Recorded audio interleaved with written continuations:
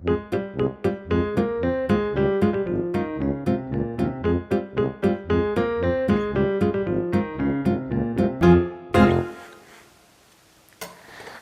I'm not the best at cutting. Bread is one of the most basic, important types of food that so many people rely on for its goodness. And the main ingredient is flour, which is produced from wheat grown right here in Norfolk. But how does all this get to be part of my loaf? Wheat, like all cereal crops in Norfolk, follows a cycle: planting, through to growing, to harvesting. So for this story, if you don't mind, I'd like to skip the detail and show what happens after the farm. But before I do that, a quick look at the combine harvester. These are high-tech pieces of kit. You know that sat-nav your mum or dad uses on those long, boring journeys? Well, this combine has something similar. Using satellite positioning, the machine can accurately drive itself around the field. Why, I hear you ask? Well, if you can cut the crop in accurate, neat lines, then there's less waste, and the field will be harvested quicker. That means more fields cut in the day, burning less fuel in the vehicles, and helping to bring the costs down. Not only that, the combine's computers remembers the field from previous years, and know whether the yield, the amount of wheat grown, has improved. Let's leave these guys with their big toys and find out where the wheat is off to. 27 tons of wheat has arrived on this lorry at Haygates Flour Mill here in Norfolk, and they can get up to 16 lorries a day arriving. Before it can be unloaded, the wheat must be tested for a few things like moisture.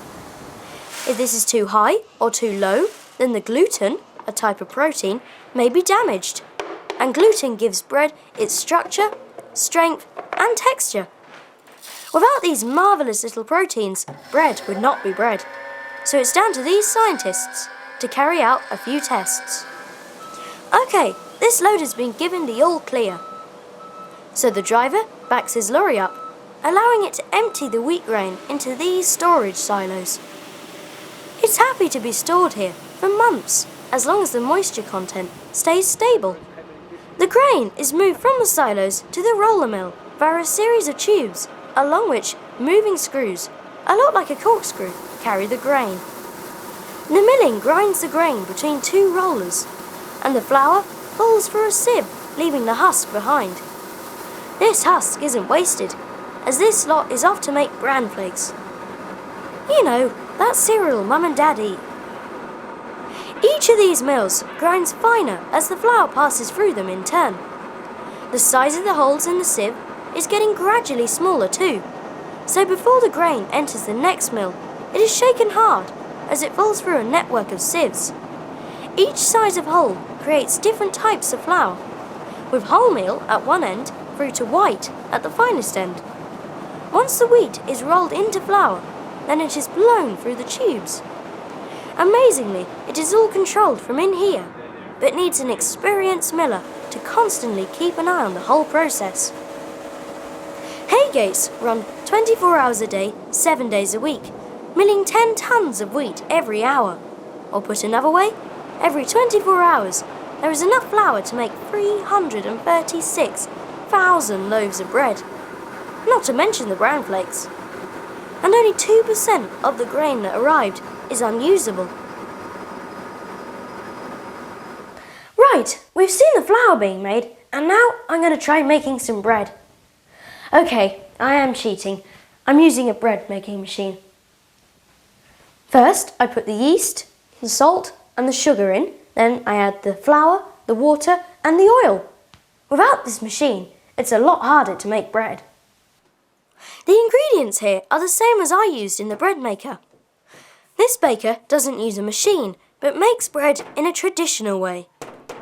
Once all the ingredients are mixed together, a dough is formed. This has to be kneaded, which helps bind the gluten, giving the bread its structure. After about 10 minutes, the dough is put in a warm place and will double its size as the yeast starts to eat and multiply. It's particularly keen on the sugar. and then it's in the oven for about 20 minutes, or until you get a nice crust. A word of warning, the smell is so good it will make you instantly hungry. Living in Norfolk, you see many disused windmills. In the past, the village mill would take wheat from all the surrounding farms. The mill at Denver still works as it would have done over 100 years ago. And as with the modern mills, the miller is a skilled job. Okay, this is the stone floor, and the wheat is fallen from the floor above into the horse and then into the feed chute, and then it's being fed into the stones.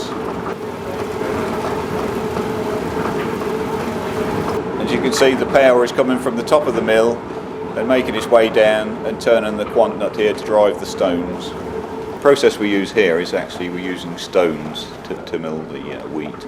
So that involves a pair of stones, not touching but with a very small gap, with grooves, specific grooves cut in them to actually cut the wheat open and then turn it into flour.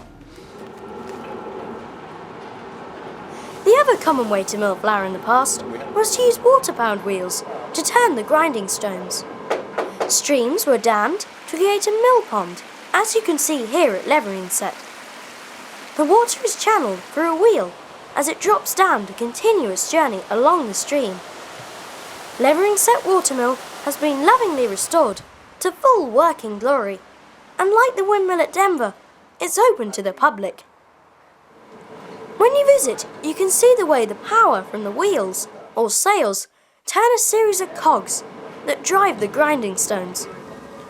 It's a fascinating way to see how energy can be transferred through all these cogs and wheels without the single use of an engine or electric motor.